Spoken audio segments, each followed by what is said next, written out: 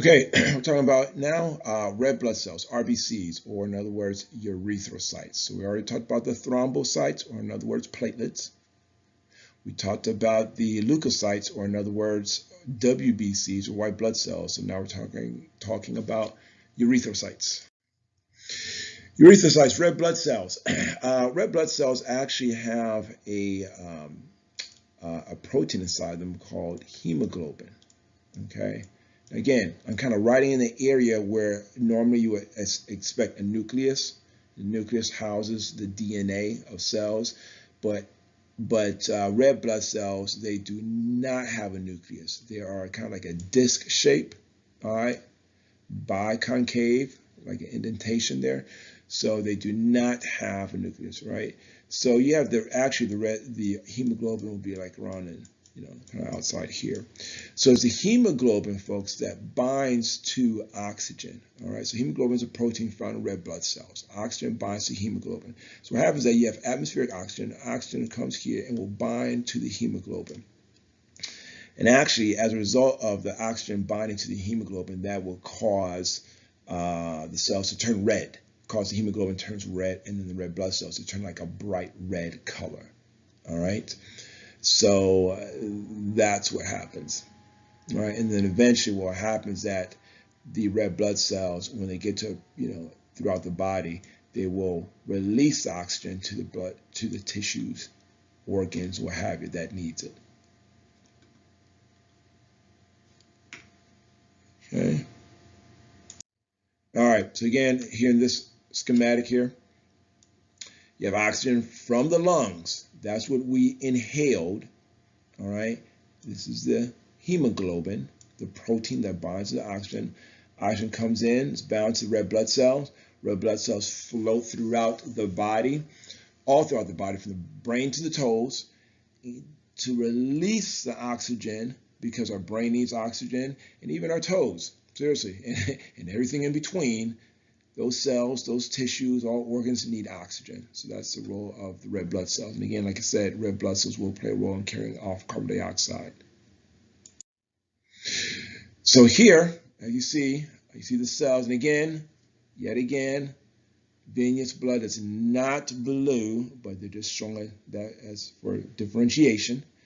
All right. But here are the red blood cells coming into the lungs. We call this the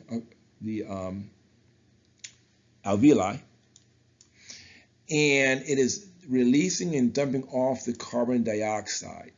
That carbon dioxide is going to travel up and out. That is what we exhale out. All right, carbon dioxide that on some level or another was brought there by the red blood cells. Okay, and then the oxygen, atmospheric oxygen that we breathe in, that oxygen will actually go and be bound to what? The hemoglobin of the red blood cells. It will turn it nice and red, and then the red blood cells will go out throughout the body and delivering oxygen throughout the body to the specific cells and tissues. Okay, adult hemoglobin versus fetal hemoglobin, very interesting. In humans, there's a switch from hemoglobin to adult hemoglobin around 6 to 9 months. Okay, so basically, hemoglobin again is a protein that binds to oxygen. However, adult hemoglobin versus and fetal hemoglobin are slightly different. Number one, in the configuration of the protein, but more so, what's interesting in their ability to hold on to oxygen. This is a oxygen dissociation curve, so it's pretty much just showing this. All right, right here is fetal hemoglobin. All right, so in a nutshell, it's just saying that fetal hemoglobin has a stronger affinity. Again, fetal hemoglobin has a higher affinity for oxygen at all partial pressures. Okay, whereas adult hemoglobin, let's do some red. All right. Yes, he binds to oxygen, but the adult hemoglobin does not bind to oxygen quite as strong as fetal hemoglobin. But again, in humans, basically there's a conformational change, and it changes around about 6 to 9 months baby where that the hemoglobin turns from fetal hemoglobin to adult hemoglobin. Okay, so I have this picture, and you're saying, of course, Brian, those are not humans. Well, I just kind of put this on here just like a little interesting thing. These are what we call pinkies, baby rats, and of course, these are the adult rats.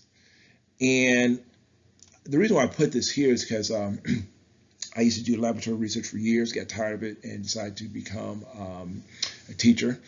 And I've been teaching for years. But I remember in the lab, as we were doing scientific studies, and there's some things we just had to use animals. Well, when I needed to, well, in other words, neutralize, okay, say baby rats and adult rats with gas, we had to neutralize them or just kind of kill them. Sometimes I would have to use fetal rats because certain tissues that we're interested in our studies that were different from the adult rats. So when I would use a particular gas to neutralize them, it would take a lot longer for the fetal rats, all right, to be neutralized compared to the adult rats. I recall, gosh, I'm just taking a guess. I think with the adult rats, geez, I don't know. I can't remember how many rats I had, but let's say maybe it might have been 4, 5, or 6. They were neutralized, I'd say, in under 10 minutes. Okay, in under 10 minutes there, right? When I had a bunch of fetal rats, gosh, it took over 45 minutes for the gas to finally neutralize them. Why? Again, because these guys, they still had their fetal hemoglobin. So that fetal hemoglobin, hey, it was not trying to give up the oxygen as easily as the adult rats. So they were able to survive for a longer period of time, okay, compared to the adult rats, because again, they still had the fetal hemoglobin that allowed them to hold on to the oxygen longer. All right, erythropoietin is produced in the kidneys there, all right, and low oxygen availability due to high altitudes.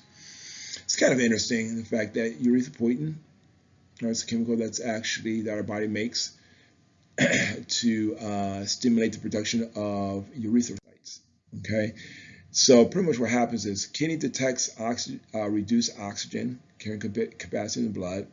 2, the kidneys respond. Here are the kidneys, or the kidney, 1, but we have 2 in our body. Respond by secreting erythropoietin into the bloodstream. Okay, so it secretes erythropoietin into the bloodstream. Erythropoietin stimulates erythropoiesis by the bone marrow. So now, basically, erythropoietin actually is going to cause the bone marrow inside the bone start to produce a bunch of additional red blood cells. Additional red blood cells are circulating. And the reason why you want this, particularly if someone is at, let's say, maybe high altitude, is because the oxygen level, the oxygen and the percentage of oxygen is low. So you want to make more red blood cells to try to scavenge or to try to collect as much oxygen as possible, because there's not much oxygen available. So that is how this system works. Kind of just some real life examples. Decided to add this. Actually, that's me, and that's when I was in Quito, Ecuador. I like to travel. I just like to see, the rest of the world. The United States population, we make up maybe about somewhere around 7% of the world's population. I'm just the type of person where I just like to travel and see, hey, what the other people in the world are doing, other cultures, the other people, the music, the food, everything. So I was in Quito, Ecuador. Ecuador is actually a Spanish term that means equator, because the equator runs through Ecuador. Altitude was at 9,350 feet above sea level in Quito. So that's me. Like when was this dog here? It was just a random dog. So I just take a picture of it. A lot of dogs are stray dogs are all over the place. They're just like people. They don't harm you at all or anything like that. But this was a pretty high altitude, higher than Denver. All right. So my body was producing more erythropoietin, and at that time, more red blood cells in my body at that altitude in Quito, Ecuador. Here I am again. Now this one was in Peru, and I was at a town on the shore of Lake Titicaca. And this was actually, I stayed with the family, and this was actually their kitchen and their dining room. All right, and great family, wonderful family, very nice people. So, so that's me, and basically shortly after we had, I think it was either breakfast or lunch, then we went to Lake Titicaca there in Peru. And Lake Titicaca, the highest commercially navigable lake is Lake Titicaca, which lies, all right, at an altitude of 12,500 feet, all right, above sea level, all right. So are there lakes that are higher altitude wise than this lake? Yes, but the special thing about this lake is that this is the highest lake that is used by boats and ships, okay, commercially. There's no other lake that's higher than that. And so, yes, so I tell you, at that altitude, again, oxygen is lower.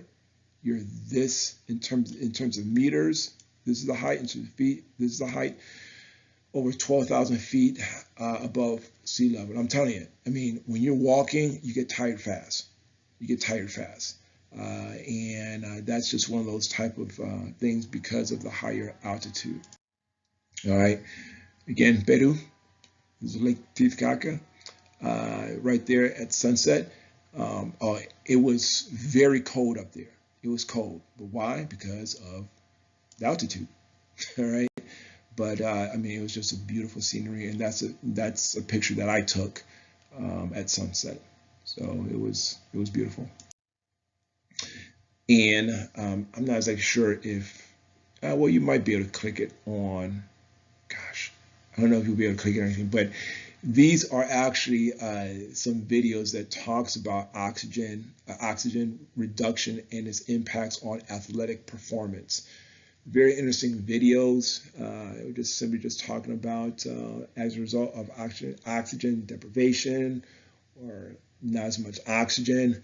Basically, it will impede or have an impact on a person's physical performance there. And I think in one of the videos we were just talking about how in Denver, a particular physician who's a specialist in this area was talking about how in Denver, when people go to Denver, they are, and he gave a particular percentage how that they are at a slight disadvantage because particularly maybe if they came from cities that are at sea level.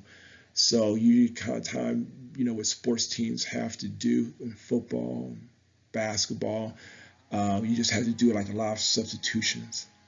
Okay, a lot of substitutions. I mean, to try to keep fresh troops, if you will, quote unquote troops, but just fresh players or as fresh as possible on the field, because these athletes will get tired quicker than they will if they're closer at sea level. All right, thank you.